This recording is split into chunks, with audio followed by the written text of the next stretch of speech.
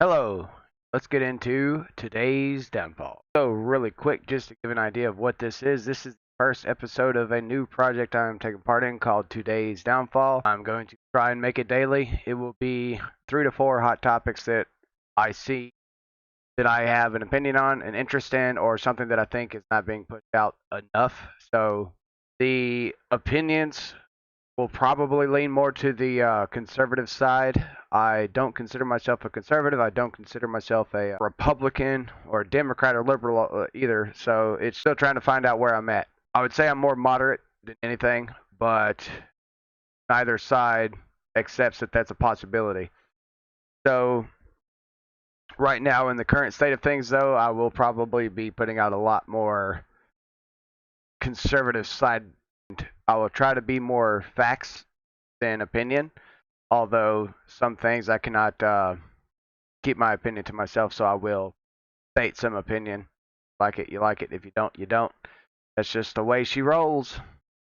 To start us off on this first episode, the subjects we'll be talking about is Dr. Fauci versus Rand Paul, the floods that hit China, and the floods that hit Germany. Germany, I'm sure everybody's aware of. China's getting hit pretty hard right now. The other one is we'll talk about crypto a little bit. I'm very interested in crypto, so crypto subjects will come up a lot. And then we will end it on a funny note. Bill Burr decided to attack the media a little bit, and I think he hit the nail on the head. But I don't think he realizes how it works both ways, and I'll explain that when we get to the story. All right, so as everybody's aware, there's a lot going on. Hearings, special committees that were made up to investigate the Wuhan lab leak theory. It's kind of 50-50 right now on whether it happened naturally or from the lab.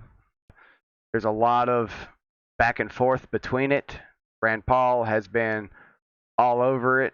There's multiple clips and videos and of him and Fauci or him and other doctors and going back and forth and trying to work out who's responsible.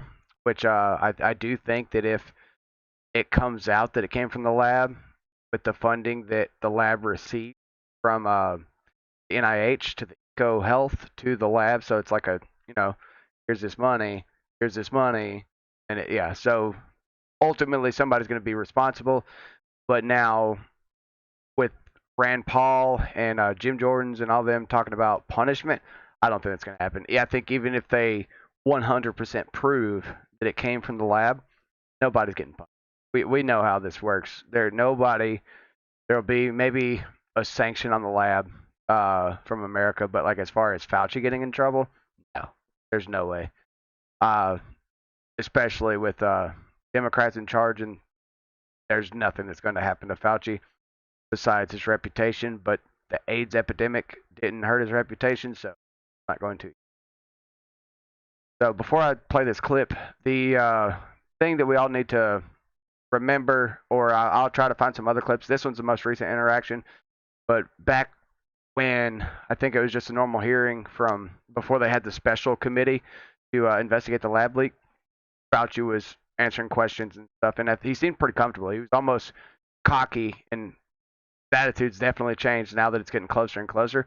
But he is the one that gave the House and the people that were at the hearing the definition of gain of function, which is where they take animal viruses, change them to increase their transmissibility to humans. It's a dangerous thing to do. Is fast forward to this last little meeting between Rand Paul and Dr. Fauci.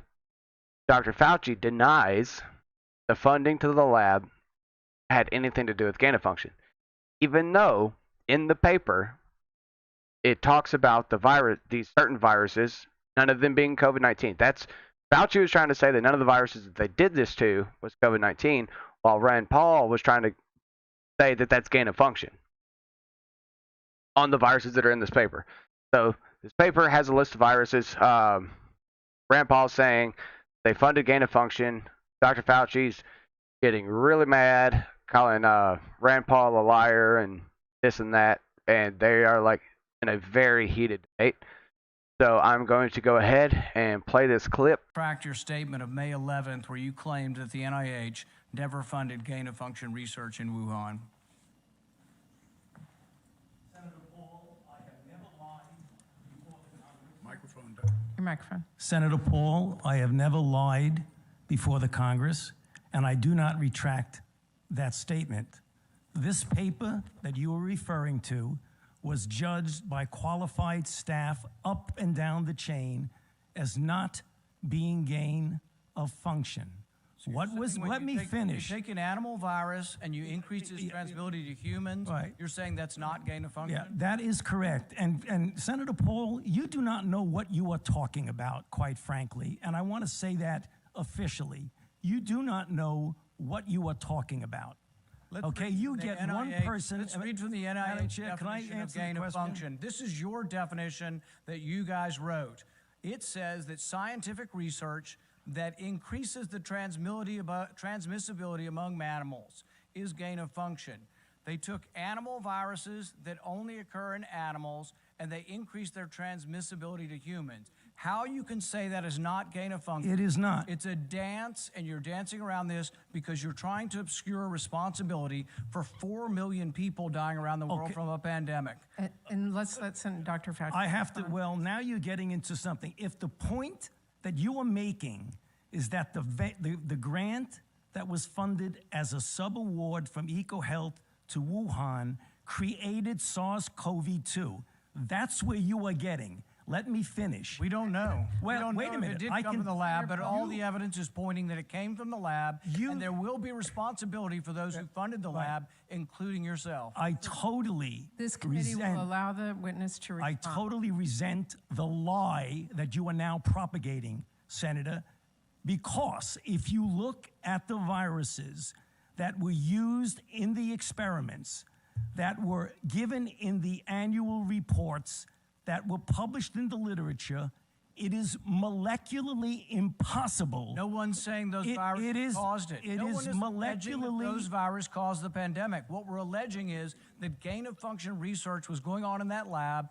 and NIH funded it. That is not... You can't get away from it. It meets your definition and you are obfuscating the truth. I'm not obfuscating the truth. You are the one. Time is expired, but I will allow the witness to... Let me just finish. I want everyone to understand that if you look at those viruses, and that's judged by qualified virologists and evolutionary biologists.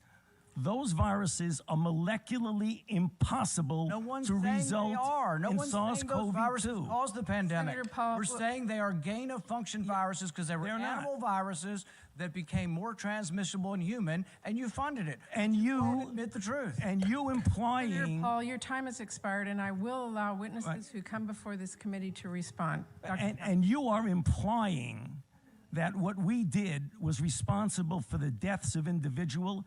I totally resent that. And if anybody is lying here, Senator, it is you. All right. So, yeah, as we see that Fauci's calling Rand Paul a liar. Rand Paul is calling, or saying that Fauci's curing the truth. And he really is. Like, I mean, there's no way around it. I've seen Philip DeFranco talk about this, and I don't like the way he edited the clip. It definitely takes out the part where Fauci tells Ron Paul correct when he explains that the viruses that they're messing with are taking animal viruses and increasing transmissibility to humans. Correct. And then Ron Paul rebuttals with that's gain of function, and Fauci says no. The Fauci is stuck on they funded the virus that caused COVID, which is not what Ron Paul's trying to say. He's saying they funded gain of function. So, with that, there's a lot to it. It's obvious that Fauci's he is no longer as confident as he once was. The media's kind of backed away from him. The Democratic Party's kind of backed away from him. Ever since this whole Wuhan, they've just kind of thrown him to the sharks, and they don't care about him no more. It's funny, but I'm cynical about it because I think it's all a waste of time. I don't think anything's going to happen no matter what we find out. No matter what the results are or anything like that, nothing is going to happen. We know this. We have too many examples of blatant corruption, blatant disregard for the human populace or the U.S. populace itself. It's and nothing happens to anyone, but let the average citizen do something, and yeah. So there's been a lot of floods happening around Europe, and now recently China was hit bad, and it's I don't know any kind of injury count or death count. I know here in Germany there was, I want to say it's 180, maybe close to 200 by now. The way that it hit Germany was just so crazy. Like there was no warning. It was within a matter of minutes. Went from normal rain, houses being taken down, cars being gone, family members gone, animals being gone, just roads completely gone. Like a house and a house looking at each other, and there is no road between those houses. It's it's scary. But these videos and stuff from China, a lot of them are from subways, like underground, and that's even more scary to be underground with the flood. Like some of this, it's surreal seeing these people on a subway train wrapped in water up to their necks and shoulders, and it's wild. Yeah, play this clip.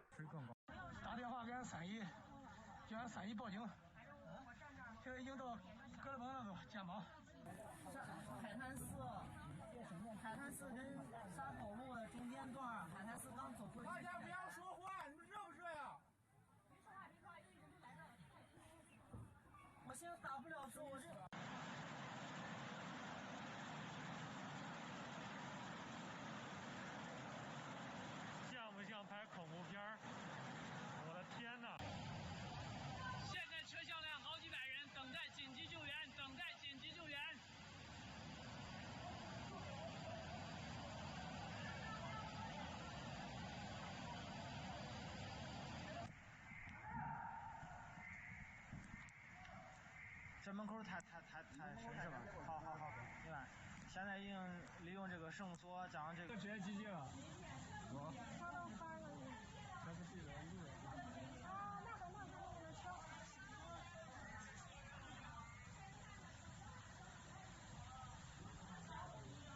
在你。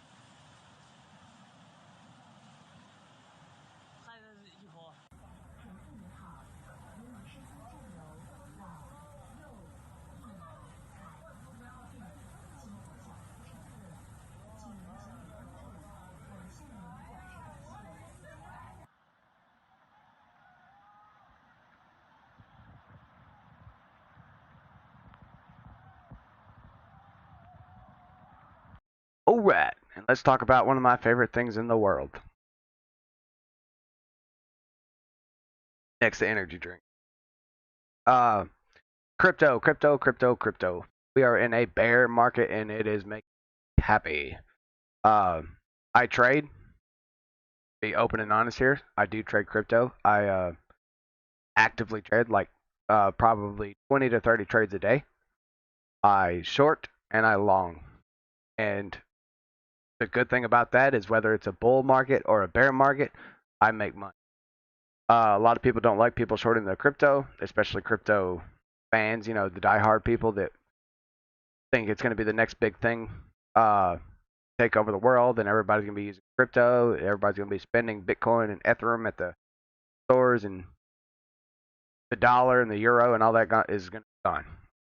Highly possible, and I do have a lot of crypto that I hold, but I'm making money the whole way through. I have no remorse.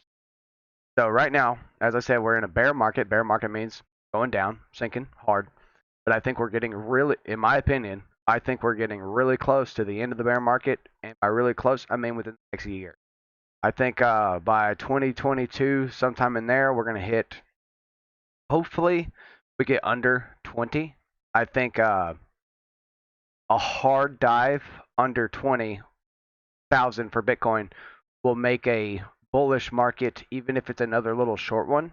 It will give us another little bull market, and that would be good. If it takes long for it to drop under 20, then people are still going to be a little bearish. It's still a little skittish.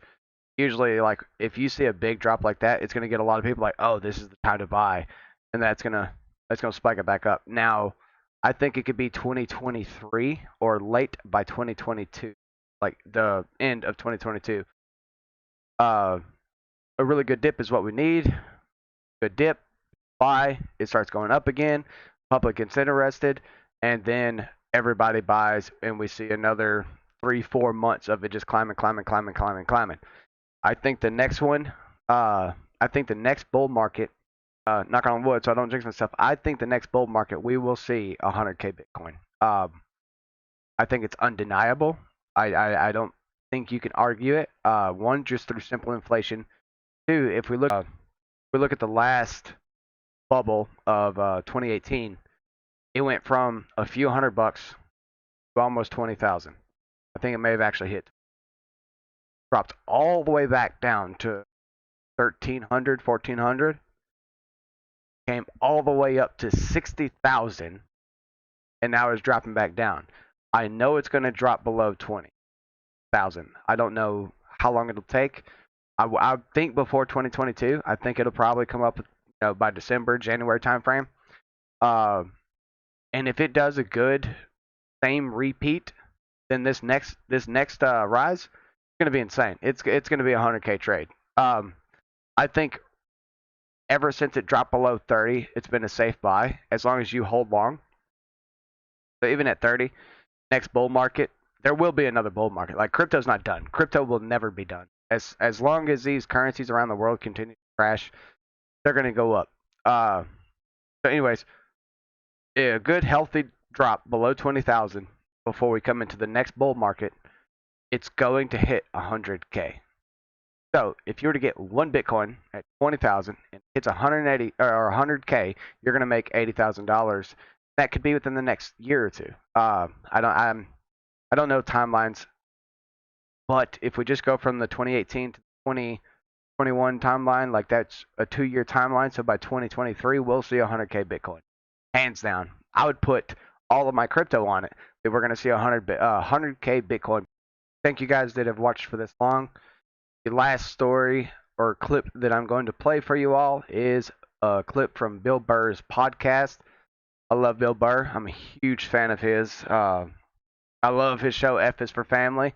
I think it's like the perfect mixture of cynical comedy. It's depressing at times, but it's still hilarious. So Bill Burr on his podcast started talking about CNN. He said his mom, I think it was his mom, that she comes to the house to watch Help the Kids, and she puts on CNN. He said when he looked at it, they're talking about Donald Trump. You know, my mother-in-law comes over to help watch the kids, and she always puts on CNN. And do you know what those fucking morons are doing? Do you know what those fucking morons are doing? They're fucking talking about Trump. I swear to God, I cannot believe people watch that channel. They're so dumb. It's like, do you think these people give a fuck? They want Darth Vader to come back. They want him to come back because they got nothing to talk about because it's show business, and Joe Biden is a fucking bore. They can't bitch about him because he's wearing a blue tie. So now what do? They're going out there, they're doing what they did the first time to get this guy elected by giving him all this free coverage. while they act like they allegedly don't like him. I don't buy it. I don't buy it. They're a corporate news channel, and they're fucking treasonous, un-American pieces of shit, just like Fox News, MSNBC, just like all of them. I feel like Fox, especially Fox right now, is acting like CNN and MSNBC did during Trump's presidency. They will not shut up about Biden. They will not shut up about the Democrats. They will not shut up about politics. And I feel like the best way to keep up with politics is to watch CNN and to watch Fox.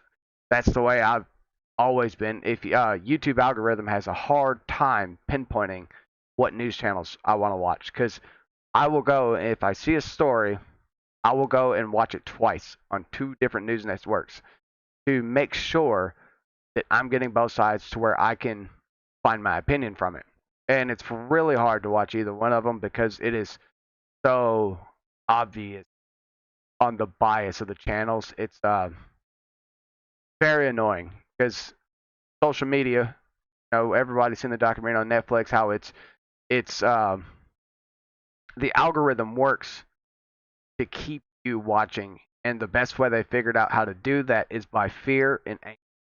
So they will show you clips and feed you information that's going to make you react, and we're weak. We see something we disagree with, we go to comment, we go to share and make a post about it and how it's wrong, and like we all do it. We are all guilty of it, unless we're just not on social media. But if you're watching this, probably on social media. I feel that the grifting is not one-sided. The left grifts, the right grifts. It's terrible.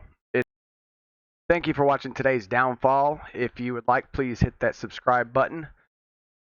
Please like this video, share this video. I will link a couple of Facebook pages down there. One is a page for open community discussion on any of the topics today. Another one is my creator page, which is just where I'll post some videos, share some stuff, maybe some articles here and there. It's just to stay in touch. I do not want to go to Twitter. I will probably never make a Twitter. I don't care how helpful Twitter can be. I'm staying away from Twitter. 100% will not go to Twitter. YouTube is where I'm going to be. Facebook's where I'm going to be. Twitch is where I'm going to be. If I'm on Twitch, it's going to be gaming, not news. So, yeah, if you liked it, support me, watch me. See you tomorrow.